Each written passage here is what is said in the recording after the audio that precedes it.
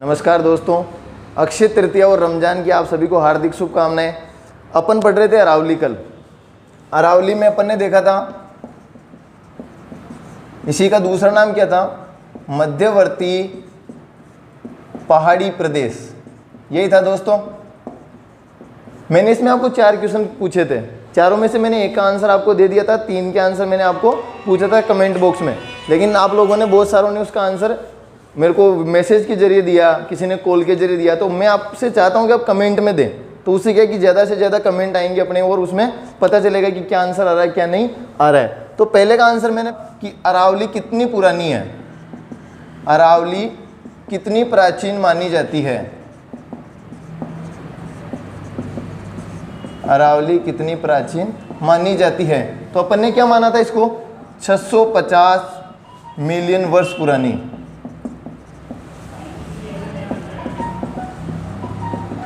650 million वर्ष पुरानी ये अरावली मानी जाती है। इसका जो सेकंड क्वेश्चन था वो क्या था? मैंने पूछा था आपको कि अरावली का विस्तार अपन ने देख लिया, कहाँ से कहाँ तक था? पालनपुर गुजरात से लेके दिल्ली की रायसीना की पहाड़ियों तक था। अपन को देखना क्या है? अक्षांश और देशांतर देखना था। ये हो गया अपना अक्षांश और ये हो गया अपना देशांतर। जैसा कि आप सभी को पता है, राजस्थान का अक्षांश कहाँ से शुरू हो रहा है? राजस्थान शुरू हो रहा है अपने 23 डिग्री 3 मिनट उत्तरी अक्षांश से लेके 30 डिग्री 12 मिनट तक। अब अपन इसकी बात करते हैं, अरावली कौन से अक्षांश से लेके कौन से अक्षांश तक विस्तृत है। आप इसको देख लो, ये है 23 डिग्री 46 मिनट। कौन सा अक्षांश? उत्तरी अक्षांश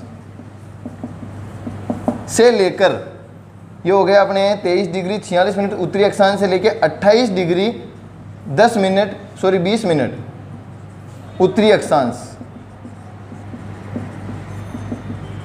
ठीक है दोस्तों, अरावली कहाँ से शुरू हो रही है? 23 डिग्री 46 मिनट उत्तरी अक्षांश से लेके 28 डिग्री 20 मिनट उत्तरी अक्षांश। अब बात करते हैं देशांतर की। तो देशांतर कहाँ से शुरू हो रहा है? इसमें 72 डिग्री 10 मिनट पूर्वी देशांतर से लेकर 78 डिग्री 0 मिनट पूर्वी देशांतर। ये हो गया आपके दूसरे वाले क्वेश्चन का आंसर। क्या हो गया? दूसरे वाले क्वेश्चन का आंसर। पहला मैंने दे दिया था और ये दूसरा। अब जो तीसरा क्वेश्चन था, तीसरा क्या था? तीसरा क्वेश्चन था कि अपने जो रायसीना की पहाड़ियों पर राष्ट्रपति भवन बना हुआ है वो कौन से पत्थरों से बना हुआ है, कहाँ के पत्थरों से बना हुआ है? तो वो बना हुआ है अपने करौली के लाल पत्थरों से। ठीक है दोस्तों, किससे बना हुआ है? करौली के लाल पत्थरों से ये रायसीना की पहाड़ियों पर राष्ट्रपति भवन बना हुआ है। चौथा क्वेश्चन, जो शायद बहुत सारों ने मेरे को व्हाट्सएप के जरिए भी जवाब दे दिया, बिल्कुल वो सही था। क्या था? अरावली का जो जनक माना जाता है, अरावली का जनक, जनक का मतलब पिता या पैदा करने वाला होता है। अरावली का जनक अरब सागर को कहा जाता है। तो ये आपको चारों क्वेश्चनों के आंसर मिल गए हैं। पहला मैंने दे दिया था, दूसरा ये बिल्कुल मतलब पूछा नहीं जाता है, लेकिन आपको ज्ञान होना इसका जरूरी है कि ये कहाँ से शुरू हो रही है अक्षांश में और देशांतर में, कहाँ से शुरू हो रही है, कहाँ पे खत्म हो रही है। करौली के लाल पत्थरों से क्या बना हुआ है? राष्ट्रपति भवन बना हुआ है। कहाँ पे स्थित है ये? दिल्ली की रायसीना की पहाड़ियों पर। और चौथा क्या हो गया? अरावली का जनक अरब सागर। अब इसमें 2 महत्वपूर्ण बातें और है कि अरावली की राजस्थान में सबसे ज्यादा ऊंचाई कौन से जिले में है? अरावली की राजस्थान में सबसे ज्यादा ऊंचाई कौन से जिले में है? सिरोही जिले में है। कैसे? अपन ने कल जो 16 जो पर्वत चोटियां पड़ी थी उनमें सबसे ज्यादा ऊंचाई किसकी थी? गुरु शिखर की थी। और गुरु शिखर कौन से जिले में स्थित है? सिरोही जिले में स्थित है। गुरु शिखर की ऊंचाई कितनी थी? 1722-27 मीटर। कर्नल जेम्स टोड ने गुरु शिखर को क्या कहा था? संतों का शिखर कहा था। वो भी आप नोट कर लो, उसमें संतों का शिखर। इसमें संत तपस्या करते थे बैठ के, इसलिए इसको क्या कहा जाता है? संतों का शिखर कहा जाता है। सबसे ज्यादा हो गई किसकी? अरावली की। राजस्थान में सबसे ज्यादा ऊंचाई कौन से जिले में है? सिरोही जिले में है। अब बात कर लें सबसे कम की। भाई सबसे ज्यादा की हो गई तो सबसे कम की भी कर लो। तो दोस्तों सबसे कम जो ऊंचाई है अरावली की वो है अपने अजमेर जिले में। ठीक है, बात हो गई ऊंचाई की। तो अब चौड़ाई की भी बात कर लेते हैं अपन। तो अरावली की सबसे ज़्यादा जो चौड़ाई है, चौड़ाई सबसे ज़्यादा कौन से ज़िले में दोस्तों? उदयपुर ज़िले में। उदयपुर ज़िले में क्या अरावली की सबसे ज़्यादा चौड़ाई है। अब ज़्यादा की बात हो गई तो किसकी कर लें अपन? कम की बात कर लेते हैं। चौड़ाई सबसे कम किसकी? अरावली की।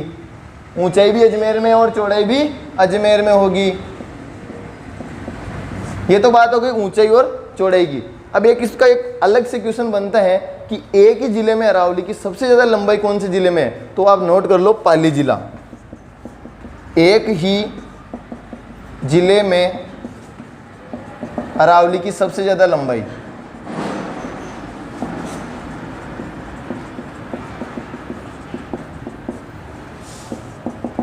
कौन से जिले में दोस्तों? पाली जिले में। और पाली राजस्थान का एकमात्र ऐसा जिला है जिसको 8 अन्य जिलों की जो है सीमा छूती है। ठीक है दोस्तों, ये आप उतार लो। इसके बाद अपन स्टार्ट करेंगे पूर्वी मैदान, जो तीसरा चैप्टर था इसका। ठीक है दोस्तों, अब अपन स्टार्ट करेंगे इसका तीसरा पॉइंट। तीसरा पॉइंट कौन सा था इसका? पूर्वी मैदानी प्रदेश।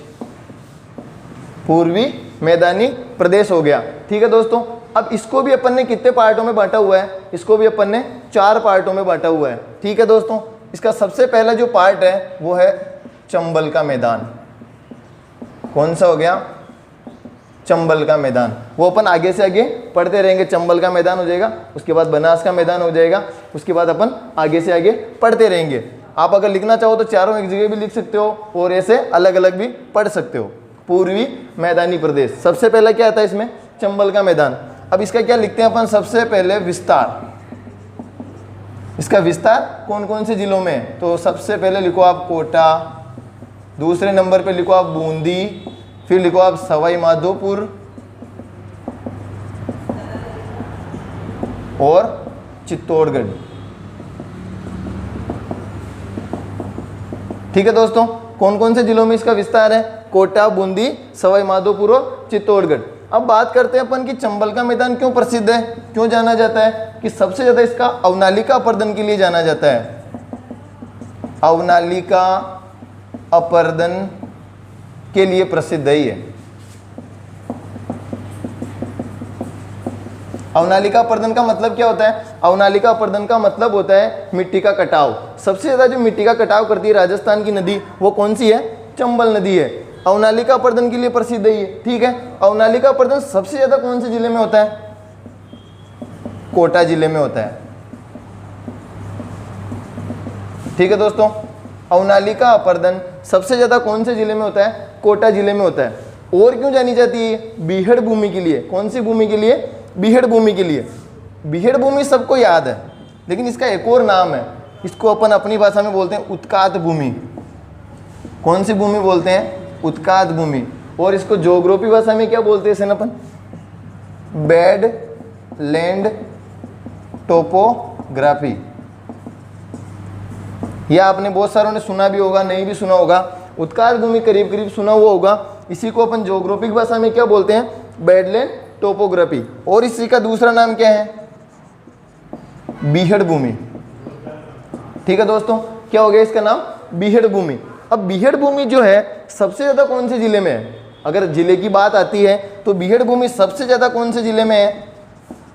बीहड़ भूमि है अपनी सबसे ज़्यादा सवाई माधोपुर जिले में।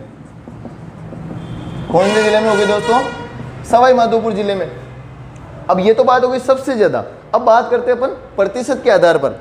बीहड़ भूमि प्रतिशत के आधार पर सबसे ज़्यादा कहाँ पर है? प्रतिशत के आधार पर सबसे ज़्यादा करौली जिले में है दोस्तों। करौली में है। ठीक है, करौली को अपन क्या कहते हैं? इनका उपनाम क्या है? डांग की रानी। क्या बोलते हैं इसे अपन? डांग की रानी। यहाँ ऊपर लिख लो करौली। क्या कहते हैं अपन इसको? डांग की रानी। इसका मतलब समझिए आप, सबसे ज़्यादा बीहड़ भूमि सवाई माधोपुर जिले में और प्रतिशत के आधार पर कहाँ पर है? करौली में। मैंने उस दिन भी बताया था आपको वो मोर के बारे में कि उसका सर्वाधिक घनत्व कहाँ पर और सर्वाधिक मोर कहाँ पाए जाते हैं। उसमें एक चीज़ रह गई थी अपनी, वो आज नोट कर लो इसको। सवाई माधोपुर का जो क्षेत्रफल है वो 1000 वर्ग किलोमीटर है। कितना है? 1000 वर्ग किलोमीटर है। और जो करौली है अपना, इसको लिख लो आप करौली और इसको लिख लो आप सवाई माधोपुर। ठीक है दोस्तों, सवाई माधोपुर का कितना हो गया क्षेत्रफल? 1000 वर्ग किलोमीटर। करौली का कितना हो गया? 400 वर्ग किलोमीटर। ठीक है दोस्तों, अब 1000 वर्ग किलोमीटर में अगर बीहड़ भूमि 500 बीघा है, कितनी है? 500 बीघा है, और यहां पर अगर 400 के अंदर ही 300 बीघा है, तो प्रतिशत के आधार पर तो ज्यादा कहां पे हो गई? प्रतिशत के आधार पर ज्यादा कहां पर हो गई? करौली में। और संख्या के आधार पर यानी कि बीघाओं के हिसाब से ज्यादा कहां पर हो गई? सवाई माधोपुर में। तो ये चीज आप बिल्कुल नोट कर लो इसको, और इसको समझ लो कि प्रतिशत के आधार पर तो करौली में ज्यादा हो गई बीहड़ भूमि, और संख्या के आधार पर कहां हो गई? सवाई माधोपुर में ज्यादा हो गई। ठीक है दोस्तों, अब अपन बात करते हैं सर्वाधिक नदियां राजस्थान में। राजस्थान में सर्वाधिक नदियां जो है वो कौन से संभाग में बहती है? संभाग की बात करें अगर अपन, तो संभाग तो हो गया अपना कोटा। ठीक है दोस्तों, सर्वाधिक नदियां कौन से संभाग में बहती है? कोटा संभाग में बहती है। और अगर एकमात्र केवल जिले की बात आती है तो कौन सा जिला है? चित्तौड़गढ़। ठीक है, संभाग कौन सा हो गया? कोटा, और जिला कौन सा हो गया? चित्तौड़गढ़। ठीक है, अब अपन किसकी बात करते हैं? सेकंड वाले पार्टीशन की। कौन से की? चंबल का मैदान हो गया। अब दूसरा है अपना बनास का मैदान। ये किस में आ रहा है? अपने पूर्वी मैदान में। पूर्वी मैदानी प्रदेश जो तीसरा उसका टॉपिक था, बनास का मैदान। अब इसकी बात करते हैं तो कौन सी नदी होगी? ऑफिशियली बात है, कहाँ कौन सी होगी? बनास नदी होगी। अब बनास नदी अपन बना लेते हैं इसको, इसके अपन 3 पार्ट करते हैं। बनास नदी के कितने पार्ट कर दिए? 3। ये कहाँ से निकलती है? खमनोर की पहाड़ियों से। खमनोर की पहाड़ियाँ जो कहाँ पर है दोस्तों? राजसमंद में। खमनोर की पहाड़ियाँ कहाँ पर है? राजसमंद में है। ये वाला मैदान, ये वाला मैदान, ये वाला मैदान, बनास नदी के जो आसपास का मैदान है वो क्या कहलाता है? बनास का मैदान कहलाता है। अपन ने इसके 3 पार्ट कर दिए। इस वाले का नाम लिख दो आप मेवाड़ का मैदान। क्या नाम लिख दिया? मेवाड़ का मैदान। इसमें कौन कौन से जिले आ गए? पाली आ गया, उदयपुर आ गया, राजसमंद आ गया। ठीक है, यहाँ पर आ गया अपना वाला अजमेर। ठीक है दोस्तों, ये आ गया टोंक, यहाँ पर आ गया भीलवाड़ा। ठीक है, यहाँ पर आ गया अपना करौली, और लास्ट में धौलपुर। ठीक है, अब अपन बात कर रहे हैं ये वाला उदयपुर में जो है मेवाड़ का मैदान कहलाता है टोंक। हॉट स्पॉट कौन सा है? मालपुरा, मालपुरा का मैदान। और करौली में हो गया करौली का मैदान। ये बनास नदी के आसपास का क्षेत्र है, ये वाला मेवाड़ का मैदान। अजमेर, भीलवाड़ा, टोंक मिला के ये कौन सा हो गया? मालपुरा का मैदान। और करौली में कौन सा हो गया? करौली का मैदान। अब मेवाड़ वाले जो मैदान है इसका नाम क्या है? पिडमांट। क्या है इसका नाम? पिडमांट का मैदान। इसी को क्या कहते हैं? पिडमांट का मैदान। और सर्वाधिक विस्तार कौन से जिले में इसका? चित्तौड़गढ़ में। पिडमांट के मैदान का विस्तार सर्वाधिक कौन से जिले में है? चित्तौड़गढ़ जिले में। और सर्वाधिक जो पिडमांट पाए जाते हैं, पिडमांट का मतलब क्या होता है? पिडमांट का मतलब होता है ऊंचे ऊंचे पठारी प्रदेश। क्या होते हैं? ऊंचे ऊंचे पठारी प्रदेश। ठीक है, पिडमांट का मैदान हो गया चित्तौड़गढ़ में। और सर्वाधिक पिडमांट कहां पर है? सर्वाधिक पिडमांट है अपने देवगढ़ राजसमंद में। सर्वाधिक पिडमांट कहां पे हो गए? देवगढ़ राजसमंद में। जहां की कौन थी? लक्ष्मी कुमारी चुंडावत। उन्होंने पुस्तकें कौन कौन सी लिखी थी? मुम्मल लिखी थी, अपने लव स्टोरी ऑफ राजस्थान लिखी थी, सांस्कृतिक राजस्थान लिखी थी, बहुत सारी पुस्तकें, 12-13 उन्होंने पुस्तकें लिखी थी। उनमें सबसे जो महत्वपूर्ण है वो मुम्मल थी, जिसके नाम पे जैसलमेर में होटल भी है, एक पुस्तक का नाम भी हो गया। ये सारी जो अपनी देवगढ़ राजसमंद में क्या हो गया? सर्वाधिक पिडमांट। यहाँ की कौन थी? लक्ष्मी कुमारी चुंडावत। अपन पढ़ रहे थे बनास का मैदान। अब इसमें एक सबसे इंपॉर्टेंट जो चीज है वो आप लोग क्या लिखोगे कि बनास नदी द्वारा बार बार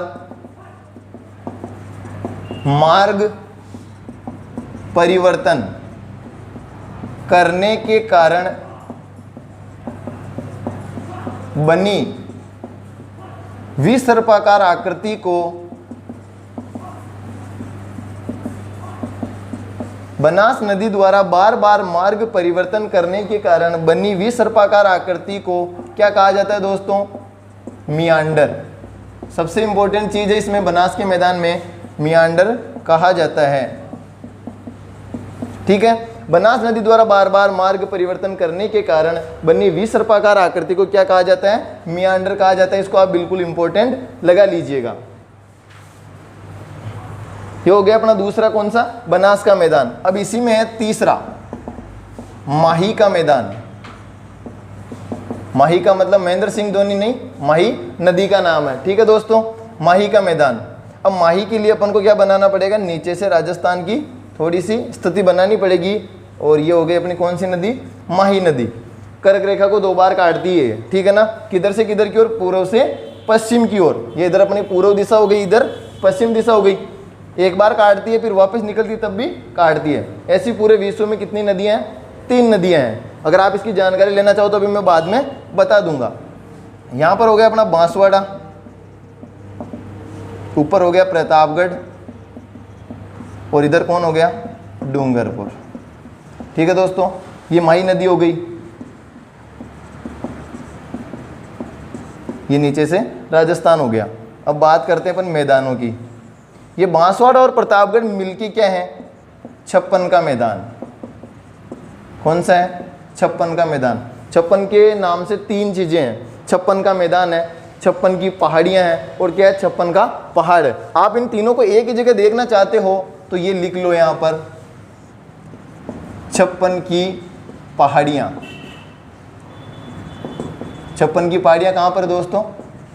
बाड़मेर में। 56 का पहाड़,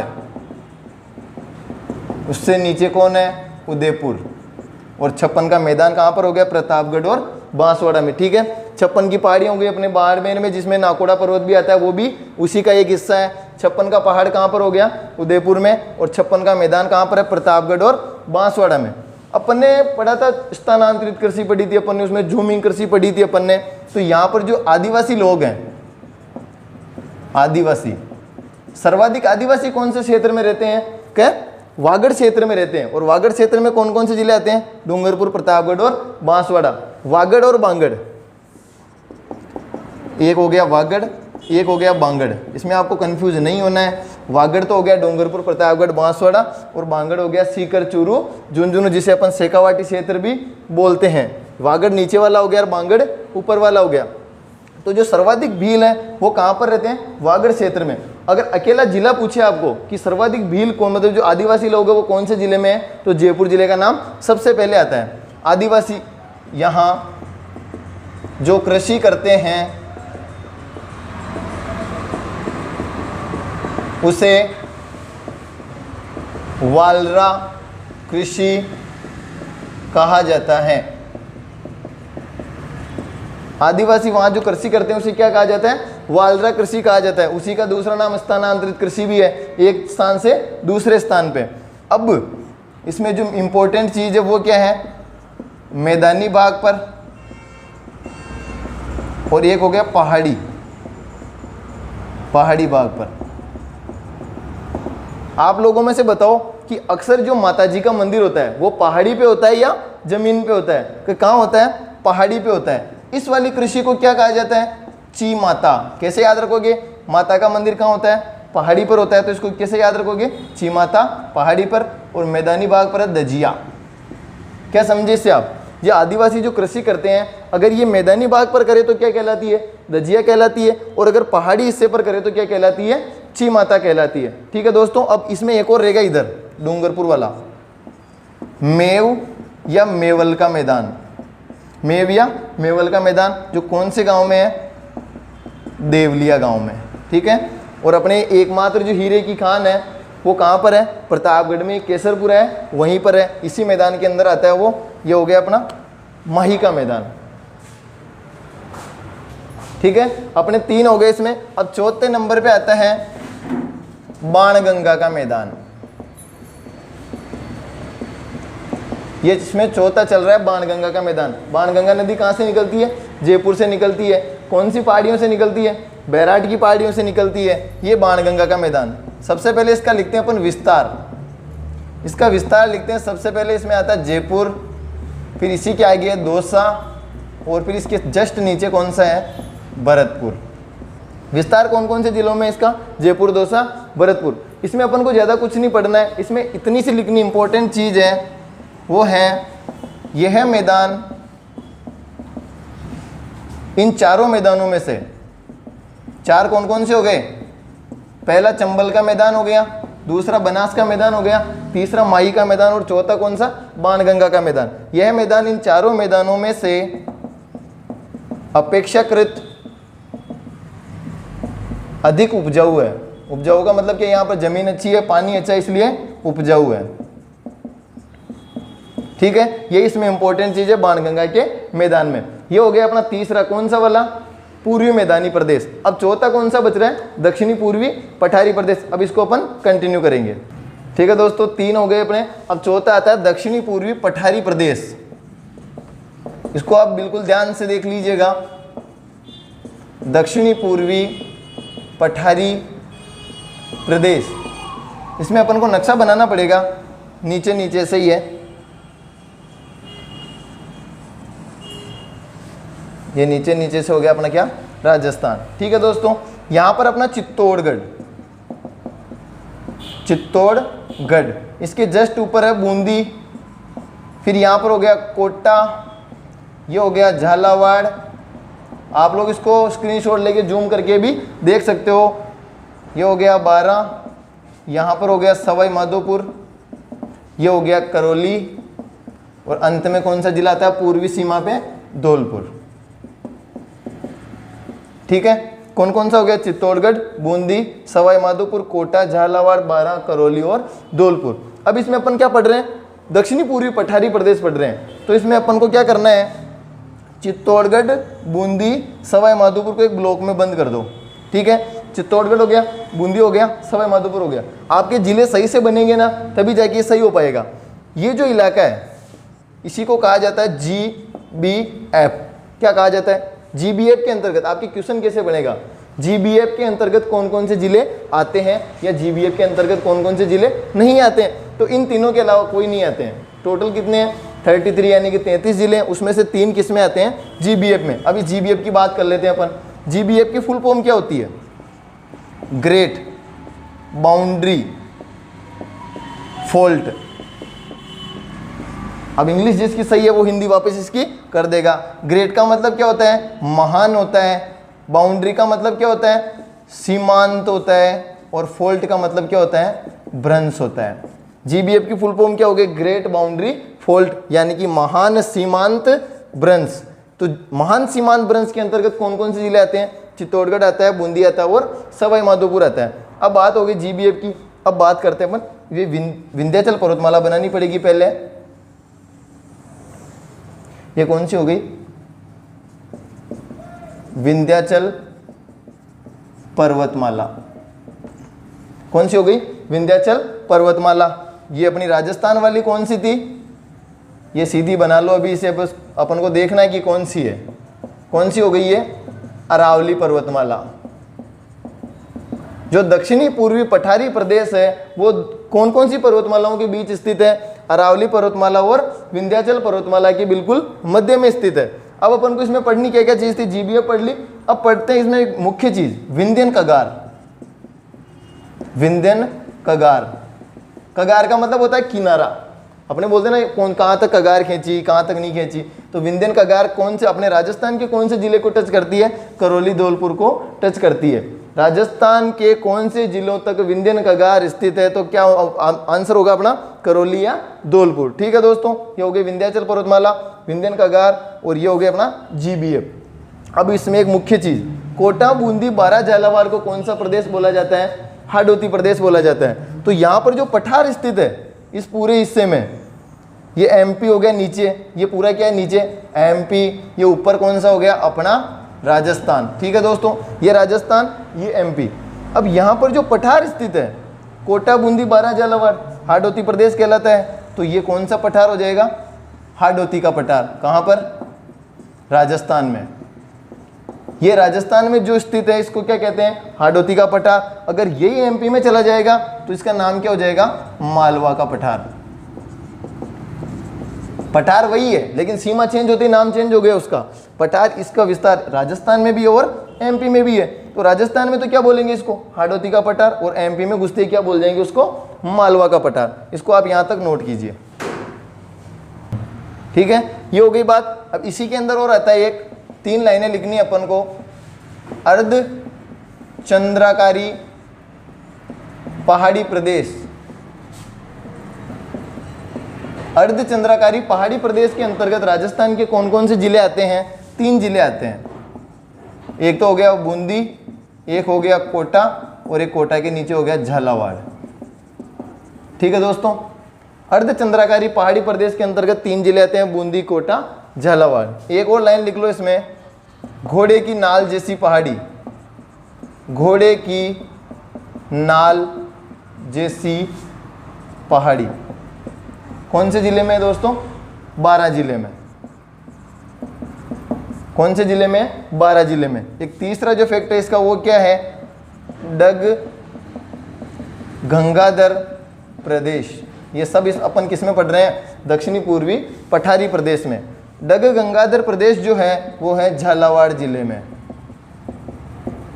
ठीक है, ये हो गई बात किसकी? दक्षिणी पूर्वी पठारी प्रदेश की। तो अपन ने पूरे इसमें टॉपिक पढ़ लिए हैं, चारों जो आते हैं किसमें? राजस्थान का भौगोलिक विभाजन। कौन कौन से हो गए? उत्तरी पश्चिमी मरुस्थलीय प्रदेश अपन ने पहले ही पढ़ लिया, उसके बाद में कल अपन ने अरावली पढ़ ली। फिर आज तीसरा जो टॉपिक था अपना इसका वो कौन सा? पूर्वी मैदानी प्रदेश। और चौथा कौन सा था? दक्षिणी पूर्वी पठारी प्रदेश। ठीक है, अपना ये जो 4 क्लासें हुई, इन चारों क्लासों में अपन ने क्या पढ़ा? राजस्थान का भूगोल। राजस्थान के भूगोल में अपन ने क्या पढ़ा? राजस्थान का भौगोलिक विभाजन। अब राजस्थान का भौगोलिक विभाजन पर अपन ने कहाँ से स्टार्ट किया था? अपन ने स्टार्ट किया था कि इसका विभाजन सर्वप्रथम कब हुआ था? तो सर्वप्रथम कब हुआ था? 1966 से लेके 1968 तक, मतलब कि 1966 से लेके 1968 के मध्य किसने किया था? वो वीसी मिश्रा ने किया था। उसकी फुल फॉर्म जो है, बहुत सारे दोस्त मेरे जो फ्रेंड लोग हैं उन्होंने बोला था कि इनकी फुल फॉर्म बताओ हमको वीसी मिश्रा की, तो आप लिख लो विनोद चंद्र मिश्रा। मैं पहले ही बताने वाला था लेकिन आज इसको लिख लो। वीसी मिश्रा की फुल फॉर्म क्या होती है? विनोद चंद्र मिश्रा। सेकेंड टाइम जो जिसने किया था विभाजन वो थे अपने प्रोफेसर रामलोचन सिंह, उन्होंने 1971 में किया था। फिर अपन जो पढ़ रहे थे 1994 यानी कि 1994 किसने किया था? Tiwari and HM Saxena. इन्होंने 4 पार्ट दिए थे और चारों पार्ट अपन ने पढ़ लिए हैं। पहला पार्ट कौन सा था? उत्तरी पश्चिमी मरुस्थलीय प्रदेश। उसके अपन ने 2 पार्टीशन किए थे। कौन कौन से? एक तो हो गया शुष्क मरुस्थल, एक हो गया अर्ध शुष्क मरुस्थल। शुष्क मरुस्थल का जो विस्तार है वो कहाँ से कहाँ तक है? 0 डिग्री समवर्षा रेखा 0 सेंटीमीटर समवर्षा रेखा से 25 सेंटीमीटर वर्षा रेखा तक इसका विस्तार था। वो शुष्क मरुस्थल था। उसको अपन ने 2 पार्टों में पढ़ा था, एक तो था बालू का मुक्त, एक था बालू का युक्त। और 25 से लेके 50 तक जो था वो था अर्ध शुष्क मरुस्थल। ठीक है दोस्तों, अर्ध शुष्क मरुस्थल। अर्ध शुष्क मरुस्थल के भी अपन ने 4 पार्टीशन पढ़े थे। पहला था गग्गर बेसिन, दूसरा कौन सा था? शेखावाटी का अंतःपर्वा क्षेत्र, तीसरा कौन सा था इसके अंदर? नागौरी उच्च भूमि, और चौथी कौन सी थी इसके अंदर? गोडवाड़ प्रदेश या लूणी बेसिन। ये कौन सा हो गया? अपना पहला वाला हो गया टॉपिक कंप्लीट। कौन सा? उत्तरी पश्चिमी मरुस्थलीय प्रदेश। अब दूसरा जो कौन सा था अपना? अरावली वाला। अरावली अपन ने कैसे पढ़ी थी? अरावली का विस्तार पालनपुर गुजरात से होता है और ऊपर कहाँ तक जाता है? दिल्ली की रायसीना की पहाड़ियों तक जाता है। और इसकी जो कुल लंबाई है वो कितनी थी? 692 नीचे से लेके पूरी ऊपर तक। ठीक है दोस्तों, 692 में से अपने राजस्थान में कितनी फैली हुई है? 550 किलोमीटर फैली हुई है। कुल लंबाई का कितना % राजस्थान में है? तो सर 80% राजस्थान में है, सर्वाधिक राजस्थान में ही है। अब ये मतलब राजस्थान में प्रवेश कहाँ से करती है? खेड़ ब्रह्मा सिरोही से करती है। और इसकी निकासी कौन से जिले से होती है? झुंझुनू से होती है। झुंझुनू में कौन सा स्थान? खेतड़ी। ठीक है, अब अपन ने इसके 3 पार्ट किए थे। किसके? अरावली के। ये वाला कौन सा कहलाया था? उत्तरी अरावली। ये वाला कौन सा कहलाया था? मध्य अरावली। ये वाला कौन सा कहलाया था? दक्षिणी अरावली। उत्तरी अरावली की सबसे ऊंची चोटी अपन ने कौन सी पढ़ी थी? रघुनाथगढ़ पढ़ी थी। वो कौन से जिले में? सीकर में थी। 1055 उसकी क्या थी? ऊंचाई थी। ये वाला कौन सा हो गया? मध्य अरावली। इसकी अपन ने 2 चोटियां पढ़ी थी, एक पढ़ी थी गोरमजी, एक पढ़ी थी तारागढ़। गोरमजी की ऊंचाई थी 934 मीटर, और तारागढ़ की कितनी थी 870 मीटर। और ये हो गए दक्षिणी अरावली। अगर आपको याद हो तो अपन ने इसकी कितने पार्ट किए थे, 2 पार्ट किए थे। ये वाला अपना कहलाता है मेवाड़ खंड, ये वाला अपना कहलाता आबू खंड। मेवाड़ खंड की जो सबसे ऊंची चोटी थी वो थी जरगा, जो उदयपुर में पड़ती है। इसकी ऊंचाई कितनी थी 1431 मीटर। और ऊपर जो आबू खंड है उसकी ऊंचाई कितनी, उसमें जो गुरु शिखर है उसकी ऊंचाई कितनी है 1722 या 27 मीटर ऊंची है। जो पूरी जो अपने अरावली है उसकी सबसे ऊंची चोटी कौन सी है, ये गुरु शिखर ही थी। इसे अपन ने किस नाम से जाना है, संतों का शिखर के नाम से। ये नाम किसने दिया था इसको, कर्नल जेम्स टोड ने। ये बात हो गई अरावली की। अरावली का जनक अरब सागर को कहा जाता है, वो भी अपन ने पढ़ लिया। उसका 650 मिलियन वर्ष पूर्व जो उत्पत्ति हुई थी वो भी अपन ने पढ़ लिया। इसकी जुड़वा बहन अपलेशन पर्वतमाला कहलाती है, वो भी अपन ने पढ़ लिया। अब इसकी बात करते हैं तीसरे वाले की, कौन सा था वो, पूर्वी मैदानी प्रदेश। इसके भी 4 पार्टीशन है, कौन कौन से, चंबल का मैदान हो गया, दूसरा बनास का मैदान हो गया, तीसरा हो गया कौन सा अपने माही का मैदान, और चौथा कौन सा था, बाणगंगा का मैदान। और इसके बाद में चौथा अपन ने अभी जस्ट पढ़ा ही था, वो कौन सा था, दक्षिणी पूर्वी पठारी प्रदेश। इसमें अपन ने पढ़ा था जीबीएफ। जीबीएफ के अंतर्गत कौन कौन से राजस्थान के जिले आते हैं, एक तो आता है चित्तौड़गढ़, एक आता है बूंदी, एक आता है सवाई माधोपुर। इसके अलावा कोई से भी जिले नहीं आते हैं। इसके बाद पढ़ा था अपन ने विंध्यन कगार। विंध्यन कगार राजस्थान के कौन कौन से जिलों को टच करता है, करौली और धौलपुर को टच करता है। और अपना जो ये हाड़ौती प्रदेश है इसका विस्तार एमपी में भी है, ये हो गया एमपी, ये हो गया राजस्थान, ये दोनों सीमाएं मिली हुई है, ठीक है। ये राजस्थान, ये एमपी। अब इस जो पठार है इसका दोनों जिलों में विस्तार, राज्यों में विस्तार है। इसको हाड़ौती का पठार बोलोगे और इसको क्या बोलोगे, मालवा का पठार। ठीक है दोस्तों, अपना ये चैप्टर यहीं खत्म होता है। कौन सा, राजस्थान का भौगोलिक विभाजन। अब अपन अगली वाली क्लास से स्टार्ट करेंगे राजस्थान का अपुआ तंत्र। आप लोग जुड़े रहें, हम भी यही चाहते हैं आपको पूरे से पूरा जो क्वेश्चन पुटअप होते हैं वो सारे आपको हम पढ़ा पाएँ, प्रोवाइड करा पाएँ। आप बस यूँ ही साथ बनाए रखें, हम आपको अच्छे से अच्छे वीडियो देते रहेंगे। धन्यवाद।